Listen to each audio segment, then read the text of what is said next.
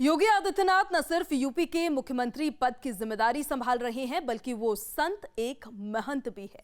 उनका ओहदा सबसे अहम गोरक्षनाथ पीठ के महंत का भी है। लिहाजा योगी के शपथ ग्रहण में साधु और संत भी शिरकत करने वाले हैं। एक महंत के नाते योगी का ओहदा और उनका रुतबा इस शपथ ग्रहण में कैसा दिखने वाला है, इस रिपोर्ट में आपको दिखाते हैं।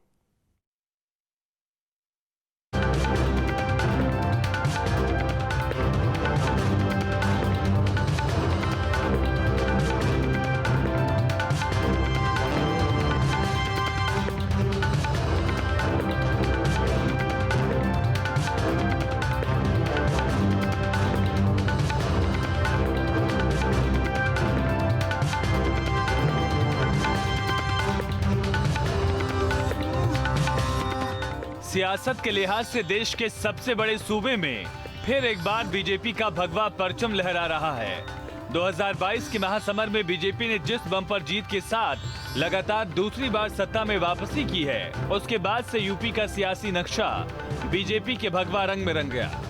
जीत के हीरो बने योगी आदित्यनाथ, जिनके चेहरे और छवि ने उत्तर प्रदेश में 3 दशक पुराने इतिहास को बदल दिया। यूपी की 273 सीटों पर कमल खिलने के पीछे वजह रही योगी आदित्यनाथ का जबरदस्त जलवा, जिसने यूपी की सियासत में वो कर दिखाया जो यूपी के इतिहास में आज तक नहीं हुआ। जीत बीजेपी की थी। जीत का सेहरा बंधा योगी आदित्यनाथ के सिर पर। इस प्रचंड जीत के नायक बनने के बाद से ही ये तय हो गया कि योगी ही यूपी में फिर एक बार मुख्यमंत्री पद की कमान संभालेंगे। यूपी में फिर एक बार भगवा लहराने वाले योगी आदित्यनाथ उत्तर प्रदेश के न सिर्फ मुख्यमंत्री हैं, बल्कि उनका रुतबा और उनका ओहदा एक संत, सन्यासी और एक महात्मा का भी है। यही वजह है कि योगी का लगाव धर्म और आस्था से भी जुड़ा रहा है। इस बार भी योगी आदित्यनाथ जब शपथ के लिए तैयार हो रहे हैं, तो उनके शपथ ग्रहण समारोह में संतों की भी अहम भूमिका रहने वाली है। योगी आदित्यनाथ के शपथ समारोह में प्रयागराज से शामिल हो रहे संत योगी को दोबारा मुख्यमंत्री चुने जाने पर गर्व का जिक्र करते दिखे।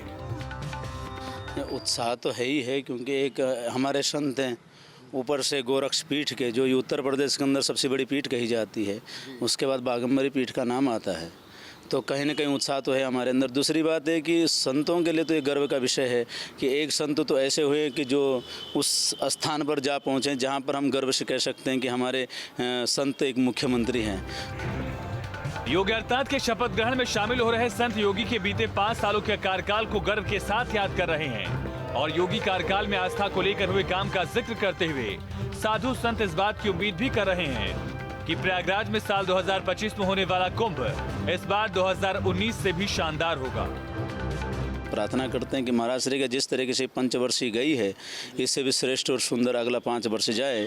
इसी उत्साह के साथ हम वहाँ जा रहे हैं। हनुमान जी का प्रसाद सिंदूर तिलक लेके जाएंगे और महाराज श्री को लगाएंगे और हनुमान जी महाराज अपना आशीर्वाद उनको दें, ताकि वो ताकतवर और यशस्वी रूप में आगे अपना कार्य करते रहें। योगी सरकार में हुए राम मंदिर को लेकर कामों का जिक्र भी योगी आदित्यनाथ के शपथ समारोह में शामिल होने वाले साधु संत करते नजर आते हैं। एक संत के नाते योगी की छवि धर्म से जुड़े लोगों के बीच भी मजबूत रही है।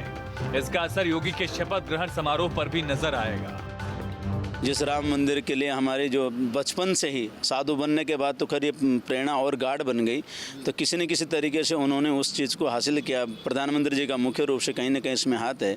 यह भारत सरकार का है, यह सभी लोगों का जो भारतवर्षीय है, सनातन हिंदू वैदिक परंपरा को समझने वाले समझ सकते हैं कि राम मंदिर का कितना प्रभाव पड़ा है। तो कहीं ना कहीं महाराज श्री तो अच्छे अच्छे कार्य कर रहे हैं, कहीं ना कहीं तीर्थ स्थलों का, गायों के प्रति तो अच्छे अच्छे कार्य कर रहे हैं। दोबारा सत्ता में आकर योगी आदित्यनाथ ने साफ कर दिया कि यूपी में बीजेपी का जलवा कायम है। विपक्ष को पटखनी देकर पूरी बहुमत के साथ सत्ता में वापस आ रहे योगी आदित्यनाथ के सिर जीत का सेहरा बन रहा है। दूसरी बार यूपी के मुख्यमंत्री की जिम्मेदारी संभाल रहे योगी आदित्यनाथ का शपथ ग्रहण समारोह अगर भव्यता के लिए यादगार रहने वाला है, तो समारोह से जुड़े लोग भी यही उम्मीद कर रहे हैं। Team news state.